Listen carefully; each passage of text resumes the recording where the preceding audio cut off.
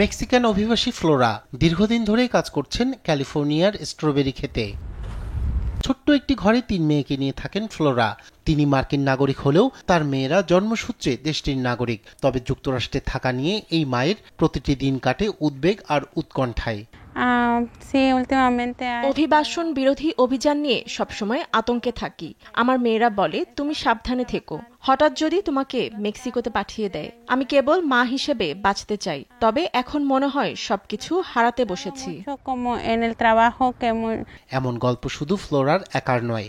গ্রেপ্তার আতঙ্কে কাজ বন্ধ রেখেছেন ক্যালিফোর্নিয়ার বহু স্ট্রবেরি শ্রমিক। প্রেসিডেন্ট ডোনাল্ড ট্রাম্পের নির্দেশে অবৈধ অভিবাসীদের বিরুদ্ধে কঠোর অভিযান আবারও জোরদার করেছে মার্কিন ইমিগ্রেশন অ্যান্ড কাস্টমস এনফোর্সমেন্ট।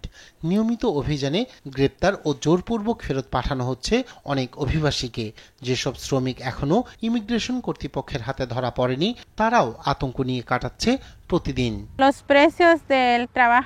আমরা প্রতিদিন কাজ করি খাওয়ার জন্য, ফোন বিল, বিদ্যুৎ বিল ও বাড়ি ভাড়া মেটানোর জন্য। একদিন কাজ না করলে আমাদের চলবে না, কিন্তু প্রতিদিন ভয় নিয়ে কাজে যাওয়া খুব কঠিন।